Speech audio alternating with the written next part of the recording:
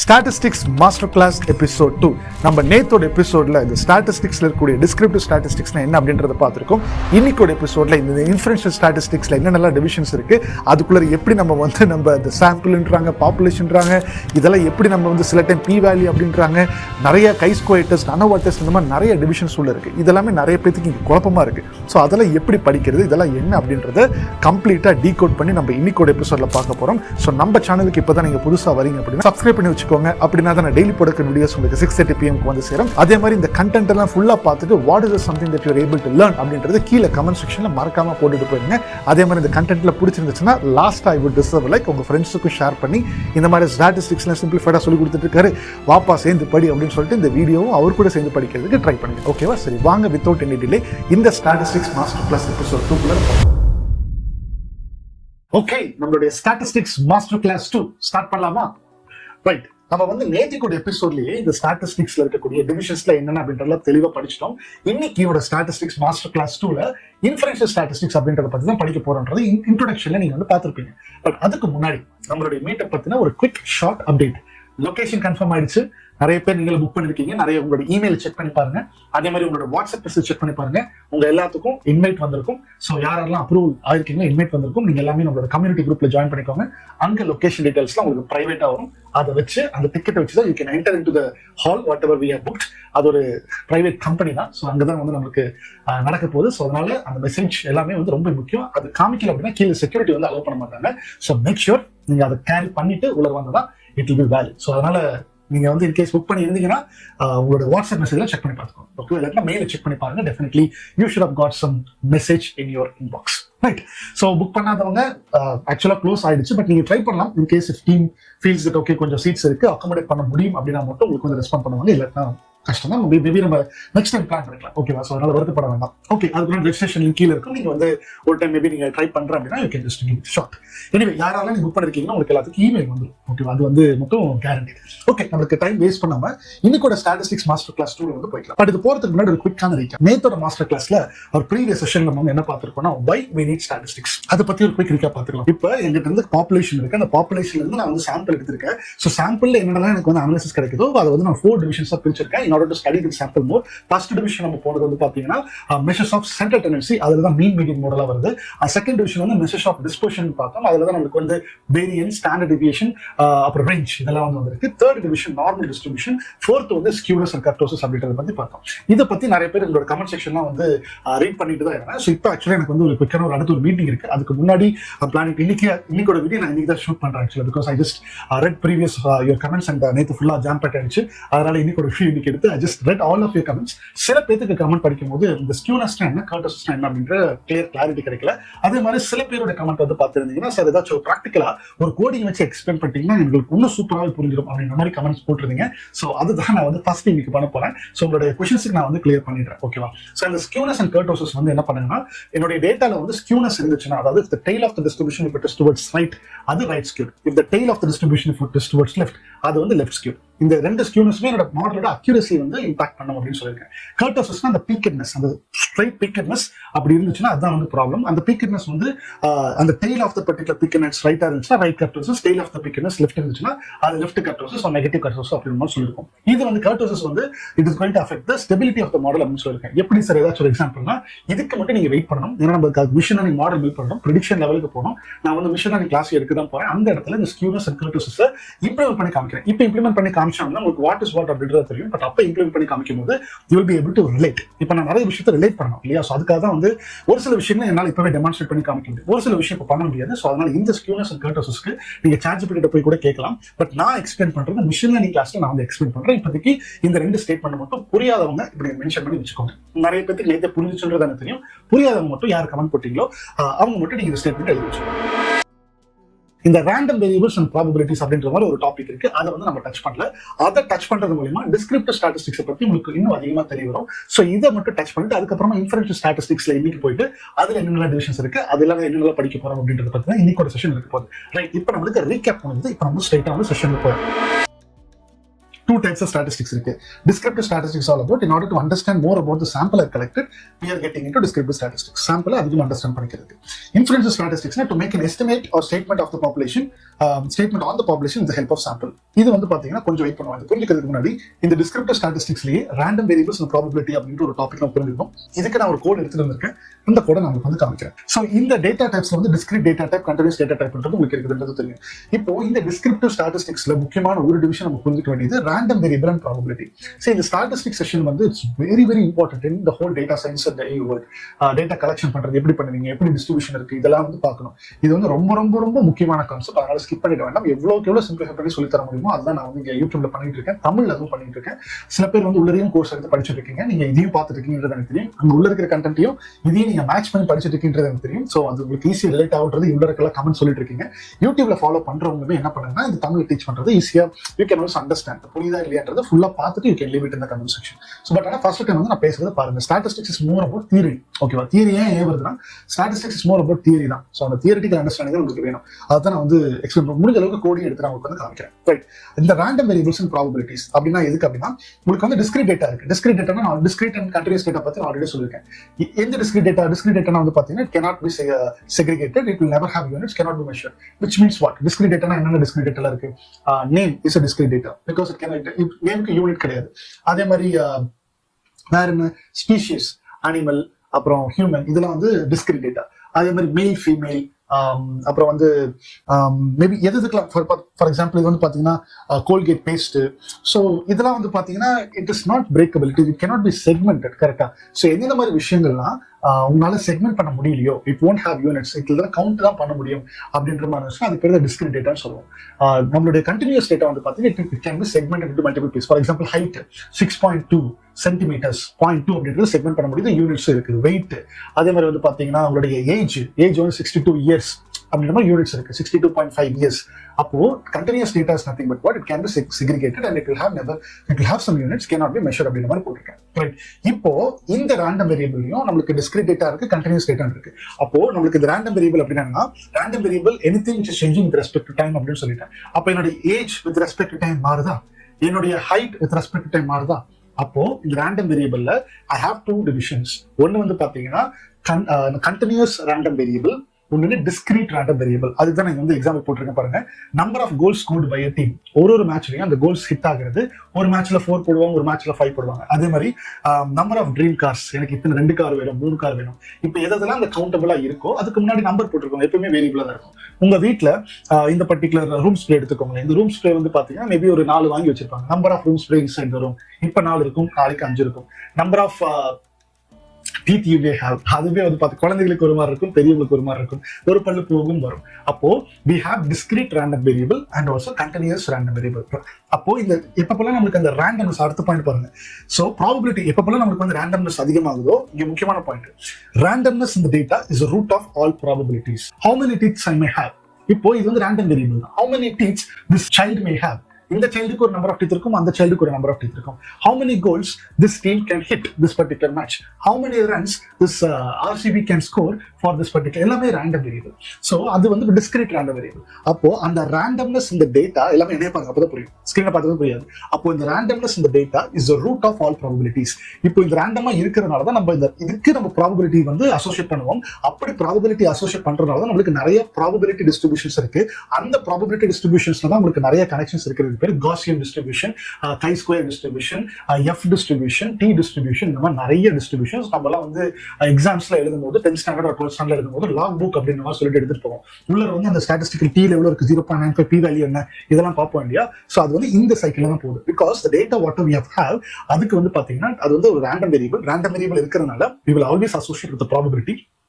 அந்த ப்ராபபிலிட்டி நம்மளோட data type பொறுத்து நம்மளுக்கு வந்து டிஸ்கிரீட் பி டிஸ்ட்ரிபியூஷனா இல்ல டி டிஸ்ட்ரிபியூஷனா எஃப் டிஸ்ட்ரிபியூஷனா கை டிஸ்ட்ரிபியூஷனா நம்ம நிறைய டிஸ்ட்ரிபியூஷன்ஸ் இருக்கு. ஸோ அந்த கான்செப்ட் எல்லாம் பின்னாடி போகலாம். பட் இப்போதைக்கு நீங்க புரிஞ்சிருக்க வேண்டியது random variable is divided into 2 types, discrete random variable, continuous random variable. So for discrete random variable we will have discrete probability distribution. For continuous random variable we will have continuous probability distribution because randomness in the data is the root of all probabilities அப்படின்றது point. So அதுக்கு தான் வந்து நிறைய example எடுத்துட்டு வந்திருக்கேன். So இங்க வந்து பாத்தீங்கன்னா அதான் போட்டுருக்கு பாருங்க. So if no randomness no probabilities, which means what? How many days in a week? 7 days in a week. 7 டேஸ்ன்றது answer சொன்ன ஒரு கொஸ்டின் கேட்டேன். How many days in a week? 7. 7ன்றது டிஸ்கிரீட் டேட்டாவா கண்டினியூஸ் டேட்டாவா? Discrete data, because 7 days. Okay, இப்போ இதுக்கு ஏதாச்சும் randomness இருக்கா? எல்லா வாரமே 7 days தானே. அப்ப யாராச்சும் ஒருத்தர் question கேட்டாருன்னா how many days in a week னா 100% it is 7 days அப்படின்னு நம்ம சொல்ல முடியும். அப்ப probability associated with a particular question to answer is 100%. இப்போ நான் உங்களுக்கு ஒரு கொஸ்டின் கேட்கிறேன். What is the probability that you will reach your home after your office at 8 p.m? Correct 8 p.m. 0. எப்படி? பிகாஸ் உங்களால எந்த ஒரு விஷயத்தையும் ஏன்னா இன்னைக்கு 7:59 போவீங்க கரெக்டா உள்ள வைக்கிறது, நாளைக்கு வந்து பாத்தீங்கன்னா மேபி 8:15 ஆகலாம், மேபி நாளானிக்கு 7:45 ஆகலாம். அப்போ நீங்க இந்த probability of reaching home after your college ஒரு ஆஃப்டர் யுவர் ஒர்க் அப்படின்றது it changes with respect to time. அப்பப்போ சேஞ்ச் ஆகிட்டே தான் இருக்கும். அதனால நம்மளுக்கு தான் அந்த ரேண்டம்னஸ் அந்த ரேட்டா இருக்கிறதுனால தான் அப்ப நம்ம என்ன சொல்லலாம், ஒரு 95% பா இவர் வந்து 8 மணிக்கு வந்து வந்துருவாருப்பா, ஏன்னா பாஸ்ட் டேட்டா அப்படி இருக்கும். அப்படிதான் அப்ப இந்த ரேண்டம்னஸ் அந்த ரேட்டா இருக்கிறதுனால தான் அந்த ப்ராபபிலிட்டி அசோசியேட் பண்ண முடியும். அதனால இந்த 95% தான் ப்ராபபிலிட்டி அப்படின்னு சொல்றோம். அந்த ரேண்டம்னஸ் அந்த ரேட்டில் இருக்கிறதுனால தான் நம்ம வந்து discrete probability discrete random variable அப்படின்ற மாதிரி சொல்றோம். அப்போ நமக்கு வந்து ப்ராபபிலிட்டி டிஸ்ட்ரிபியூஷன் இருக்கு. நான் இப்போ வந்து பாயால சொல்லிட்டேன், பட் டேட்டா வச்சு பண்ணும்போது நிறைய ப்ராபபிலிட்டி டிஸ்ட்ரிபியூஷன் கரெக்டான மேத்தமெட்டிக்கல் ஸ்கோர் நம்பர்ல எடுத்து வச்சு பண்ணுவோம். அது வந்து மைண்ட் வச்சுக்கோங்க, ரைட்? இப்போ டிஸ்கிரீட் ப்ராபபிலிட்டி ஒரு எக்ஸாம்பிள் நான் போட்டிருக்கேன் பாருங்க. You not to understand distribution related to job. இப்போ இந்த எக்ஸாம்பிள் நான் எழுதிருக்கேன் பாருங்க. 2 coins flipping at the same time. இப்போ வந்து ஹெட், ஒரு காயின்ல ஹெட் அண்ட் டெயில் இருக்கு. 2 காயின் வந்து ஒரே டைம்ல வந்து நான் போடுறேன். அப்ப என்னென்ன பாசிபிலிட்டிஸ் இருக்கும்? இதெல்லாம் நம்ம ட்ரெடிஷனல் எக்ஸாம்பிள்ஸ், அது புதுசு இல்ல, புது எக்ஸாம்பிள் இல்ல. சோ அதனால பாத்துக்கோங்க. என்ன வரும்? இந்த காயின்ல ஹெட் வரும், இந்த காயின்ல ஹெட் வரும். ஒரு பாசிபிலிட்டி. இன்னொரு பாசிபிலிட்டி என்ன? ஹெட் வரும், டெயில் வரும். இன்னொரு பாசிபிலிட்டி இதுல டெயில் வரும், ஹெட் வரும், இதுல டெயில் வரும். இப்போ இதெல்லாம் தான் மேக்ஸிமம் நம்பர் ஆஃப் பாசிபிலிட்டிஸ். இப்போ நான் கேட்கிறேன், what is the possibility of getting head on both the coins? நல்லா என்னோட பாருங்க, என்ன கொஸ்டின் பாருங்க. What is the possibility of getting hits on both the coins? அப்ப நீங்க என்ன சொல்லுவீங்க? இருக்கிற டேட்டா பார்த்து 4 இருக்கு, அப்போ 2 காயின்ஸ் ஹெட் 1 வருது, அப்போ 1/4 சொல்லுவீங்க, which is 25%. அப்ப என்னோட ஸ்டேட்மெண்ட் எப்படி இருக்கும்னா 25% is the probability that I will be getting 2 heads. I'll be getting 2 heads when you flip the coin, when you flip these 2 coins at one time. புரியுதா நான் என்ன சொல்ல போறேன்? Okay, what is the probability of getting 1 heads when you flip 2 coins at same time? அப்ப நான் சொல்லுவேன் 50%, because அதான் இப்போ ஒரு ஹெட் எங்க இருக்கு, இங்க 2 இருக்கு, இதுலயும் ஹெட் இருக்கு, இதுலயும் ஹெட் இருக்கு, அப்போ 2/4, அப்போ 50%. அப்போ டேட்டா வச்சு, because it's discrete random variable தான் இல்லையா, அப்போ நான் இதுக்கு பண்ணதுக்கு பேர் தான் பைனாமியல் டிஸ்ட்ரிபியூஷன். ஏன்னா 2 பாசிபிள் அவுட்கம்ஸ் தான். அப்போ பைனாமியல் டிஸ்ட்ரிபியூஷன் நான் பார்த்து சொல்லுவேன். 2க்கு மேற்பட்ட போச்சுன்னா அது வந்து பாலினாமியல் வேற ஒரு டிஸ்ட்ரிபியூஷனுக்குள்ள வரும். அது என்னன்றதை நீங்களே போய் செக் பண்ணி பாருங்க. நிறைய டிஸ்ட்ரிபியூஷன்ஸ் இருக்கு, பட் இந்த கான்செப்ட் நமக்கு புரிய வைக்கிறதுக்காக சிம்பிள் எக்ஸாம்பிள் எடுத்துக்கிறேன். Continuous probability distribution. What is the probability to get? Okay, இந்த continuous probability distribution உங்களுக்கு புரிய வைக்கிறதுக்காக நான் வந்து ஒரு கோட் வந்து நான் உங்களுக்கு வந்து காமிக்கிறேன். நல்லா பாருங்க. Probability calculation of a continuous random variable. இந்த கோடை நான் வந்து ஸ்கிராட்சிங் எழுத மாட்டேன், because இந்த statistics as I already said, it's a concept to understand more than coding. இது மட்டும் நல்லா மைண்ட்ல வச்சுக்கோங்க. இப்போ இப்படி ஒரு क्वेश्चन இருக்கு. The length of a human pregnancy is normally distributed with a mean of 272 days with a standard deviation of 9 days, which means women யாராவது பாக்குறீங்கன்னா நீங்க கமெண்ட் பண்ணுங்க கரெக்டா இல்லையான்றது. ஆவரேஜா நீங்க வந்து பிரெக்னென்ட் ஆகி பர்த் கொடுக்கறதுக்கு 272 days ஆகுது. அதுதான் வந்து ஆவரேஜா எல்லாருமே பண்றது. பட் முன்ன பின்ன ஸ்டாண்டர்ட் டிவியேஷன் முன்ன பின்ன 9 நாள் ஆகும், which means அதாவது 1 ஸ்டாண்டர்ட் டிவியேஷன் சொல்லுவோம். நீங்க வந்து 272 டேஸ்ல இருந்து முன்னாடி 9 நாள் பின்னாடி 9 நாள் இந்த டியூரேஷன்ல தான் நீங்க வந்து உங்களுக்கு பிரெக்னன்சி ஆகும். இதுதான் வந்து உண்மை, இதான் வந்து ஸ்டேட்மெண்ட். அப்போ ஸ்டேட் தி ரேண்டம் வேரியபிள். ரேண்டம் வேரியபிள் என்ன? the human pregnancy dates தான் போட்டுருப்பாங்க. length of human pregnancy, அந்த தான் வந்து ரேண்டம் வேரியபிள். செகண்ட் क्वेश्चन கேட்டிருக்கேன், find the probability of pregnancy lasting more than 280 days. அப்படின்னா நான் வந்து இந்த ரேண்டம் வேரியபிள் வந்து ஃபர்ஸ்ட் நான் வரையறேன். நல்லா பார்த்துக்கோங்க எப்படி அண்டர்ஸ்டாண்ட் பண்ணணும் அப்படின்றத.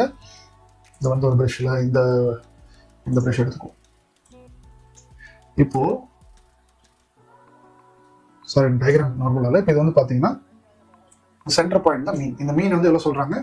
272 அப்படின்னு சொல்றாங்க. 272 days 272 days சொல்றாங்க. கரெக்டா? இப்போ என்னோட क्वेश्चन அந்த ஃபர்ஸ்ட் 1 ஸ்டாண்டர்ட் டிவியேஷன்ன்றது வந்து பாத்தீங்கன்னா இங்க இதுதான் 1, இது +1, இது -1. +1 -1 9 இருக்கு. இங்க வந்து பாத்தீங்கன்னா 9னா இது வந்து 2, இதுல வந்து பாத்தீங்கன்னா 272 + 9 போட்டுக்கோங்க, எவ்வளவு வரும்? 281. -9னா 263. இதுதான் அவங்க கொடுத்துருக்கிற டேட்டா படி இருக்கக்கூடிய கால்குலேஷன். ஓகேவா? சோ இப்போ இவங்க என்ன கேட்கறாங்க அப்படின்னா கொஸ்டினை போய் பார்க்கலாம். கொஸ்டின்ல வந்து what is find the probability pregnancy lasting more then 280 days அப்படின்னா 280 daysன்றது இந்த இடத்துல இருக்கு, இந்த இடத்துல இருக்கு. அப்போ எனக்கு இந்த ப்ராபபிலிட்டி என்ன, இந்த ஏரியா அண்டர் த கர்வ் இதனோட ப்ராபபிலிட்டி என்ன அப்படின்னு கேட்கணும். இப்போ இந்த மாதிரி ஒரு கர்வ் போட்டல, இதுதான் நான் நேத்தே சொல்லிட்டேன், இதுக்கு பேர் தான் காசியன் டிஸ்ட்ரிபியூஷன் சொல்லுவோம், இல்லாட்டினா நார்மல் டிஸ்ட்ரிபியூஷன் அப்படின்ற மாதிரி சொல்லுவோம் அப்படின்ட்டு. இப்போ always this area under this particular curve அப்படின்றது நம்ம வந்து ப்ராபபிலிட்டி 100%, பிகாஸ் எல்லா டேட்டா உள்ள இருக்கிறதுனா நம்ம வந்து 100% ஆஃப் டேட்டா இதுக்குள்ள இருக்குதுன்னு சொல்லுவோம்.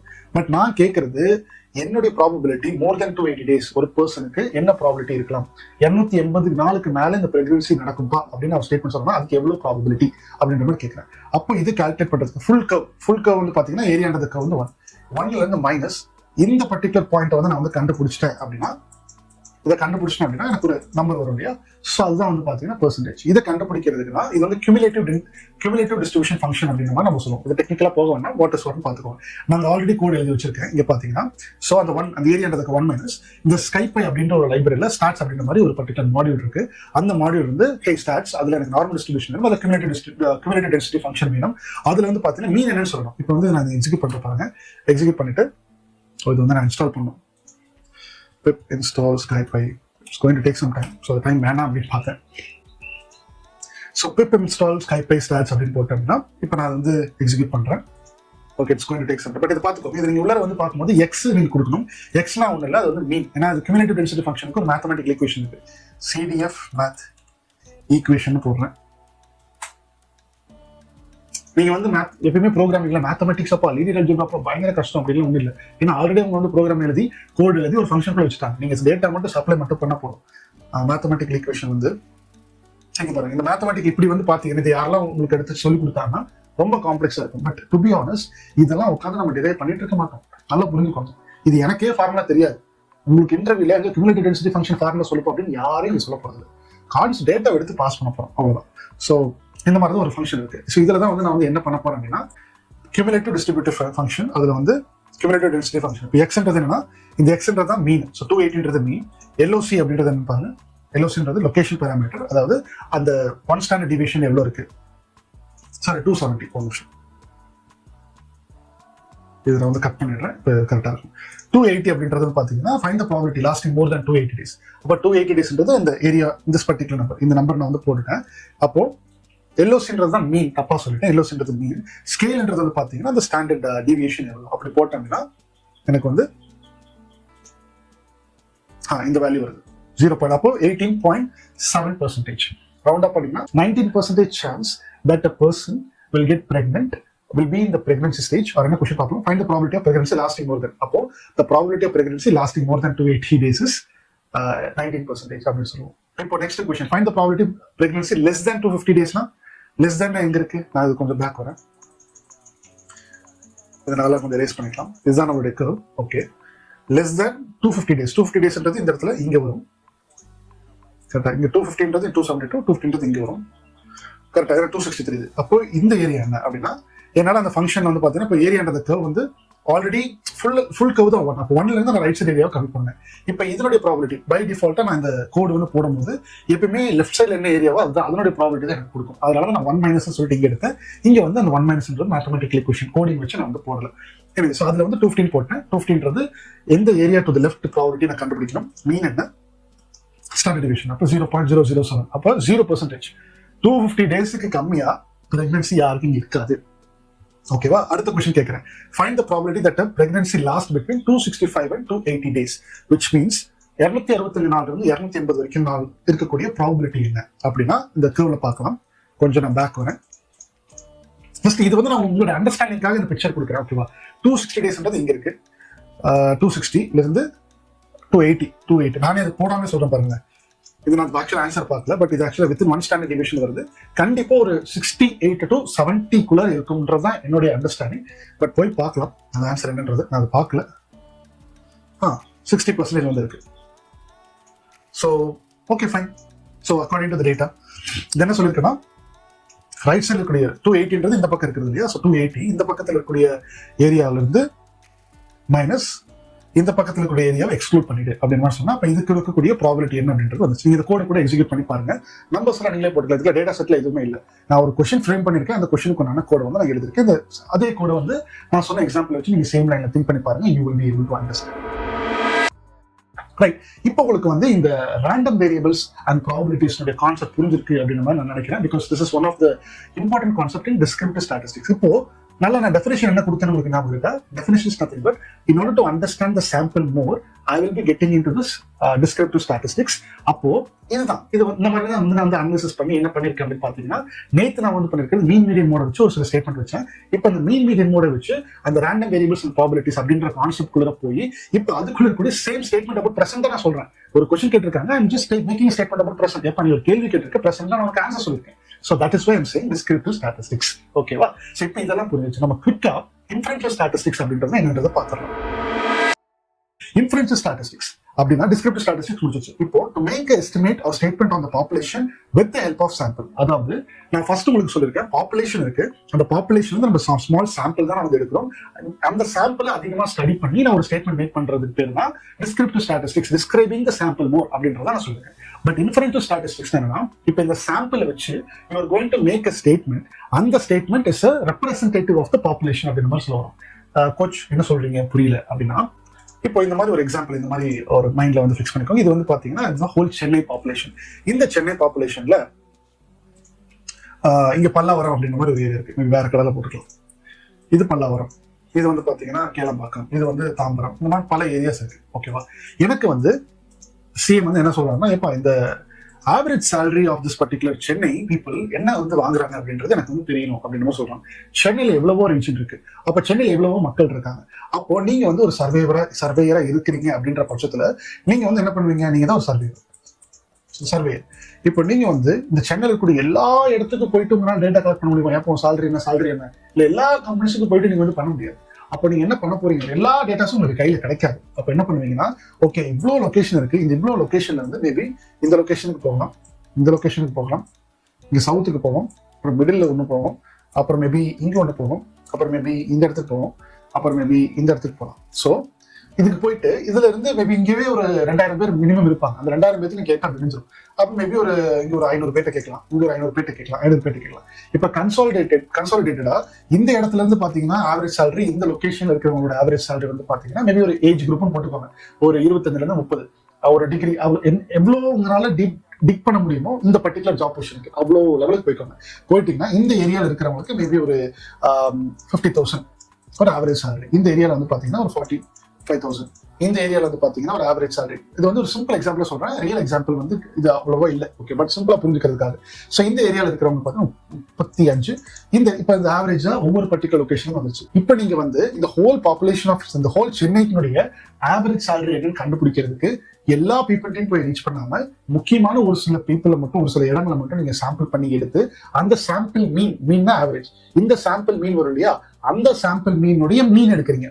அதாவது மீன் ஆஃப் சாம்பிள் மீன், அதுல என்ன ஆன்சர் வருதோ அதுதான்ப்பா ஹோல், நான் வந்து அந்த ஹோல் பாப்புலேஷனுக்கு இன்ஃபர் பண்றேன் அப்படின்னு மாதிரி அர்த்தம். விச் மீன்ஸ் இப்போ இந்த மீன் அப்படின்னா ஆவரேஜ், மீன் ஆஃப் சாம்பிள் மீன்னா ஆல்ரெடி நீங்க ஆவரேஜ் எடுத்திருக்கீங்க, இந்த ஆவரேஜுக்கு எடுத்திருக்கிறதுக்கு ஆவரேஜ். ஓகேவா? சோ அது வந்து ஒரு 40,000 வருதுன்னு வச்சுக்கோங்க. அப்ப நீங்க என்ன பண்ணுவீங்கன்னா, இந்த 40,000 is the average salary of Chennai people அப்படின்ற மாதிரி இன்ஃபார்ம் பண்ணுவீங்க. But actually have you reached to every people inside who is living in Chennai? No. But you have tried your best to reach as much people as possible. அந்த sample எடுத்திருக்கீங்க, அந்த சாம்பிள்ல இருந்து ஒரு சில test perform பண்ணிருக்கீங்க. இப்போ நீங்க ஆவரேஜ்ல எடுத்திருக்கீங்களா, அது பேர் டி டெஸ்ட்னு சொல்லுவோம். அந்த டி டெஸ்ட்டை நான் வந்து இப்போ ஆல்ரெடி 30 மினிட்ஸ்க்கு மேல போகுது, அதனால நான் இந்த செஷன் ஒரு 45 மினிட்ஸ்க்குள்ள முடிக்கலாம்னு இருக்கேன். நம்மளுடைய அடுத்த செஷன் which means மண்டே வந்து நான் வந்து ஒரு சில ஸ்டாட்டிஸ்டிக்கல் டெஸ்ட் எல்லாம் எடுத்து காமிக்கிறேன். அதுவே வந்து கொஞ்சம் முக்கியமான டாபிக் தான். பட் இது வந்து கான்செப்ட்ல புரிஞ்சுக்கோங்க. இது வரைக்கும் புரிஞ்சுக்கிட்டா ஒரு அளவுக்கு ஓகே தான். இன்ஃபரன்ஸ் ஸ்டாட்டிஸ்டிக்ஸ் உங்களுக்கு புரியுதா இல்லையாட்டு கீழே கமெண்ட் செக்ஷன் சொல்லுங்க. பட் நான் இங்க டெஃபினேஷனுக்கு வந்து போயிடும்.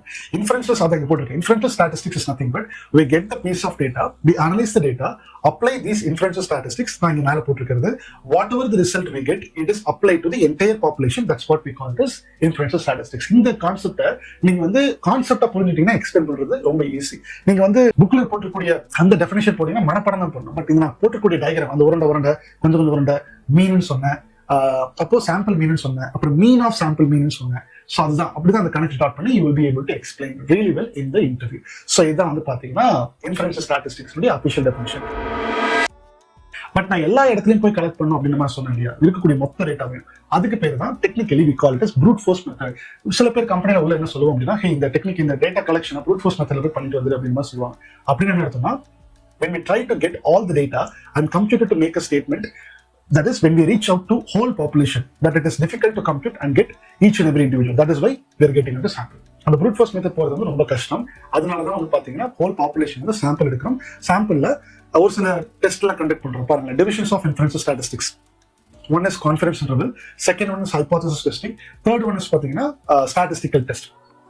இப்போ இன்னைக்கு வந்து இதுதான் வந்து டிவிஷன்ஸ் வித் இன்ஃபரன்ஸ் ஸ்டாட்டிஸ்டிக்ஸ். இதை நான் வந்து டெஃபினேஷனா எக்ஸ்பிளைன் பண்ணிருக்கேன். இந்த டெஃபினேஷனா எக்ஸ்பிளைன் பண்ணிருக்கிறது இம்ப்ளிமெண்ட் பண்ணணும்னா இந்த 3 கான்செப்ட் வந்து எனக்கு வந்து ரொம்ப ரொம்ப முக்கியம். ஸோ இந்த பர்டிகுலர் கான்செப்ட்டுக்கு இப்போ வந்து நம்ம போகலாம்.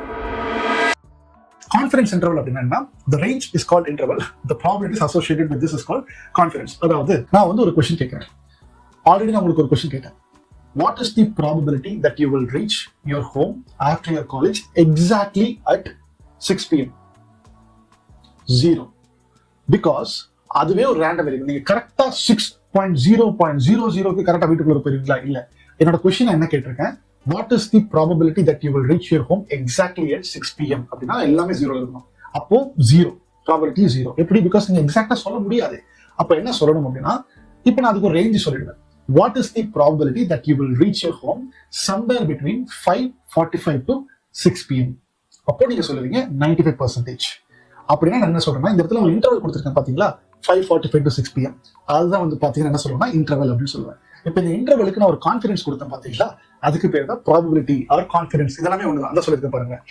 அதாவது confidence interval is nothing but என்ன confidence interval is nothing but the range of values to be associated with the likelihood of the likelihood வந்து ப்ராபபிலிட்டின்னு சொல்லலாம், கான்ஃபிடன்ஸ் சொல்லலாம்.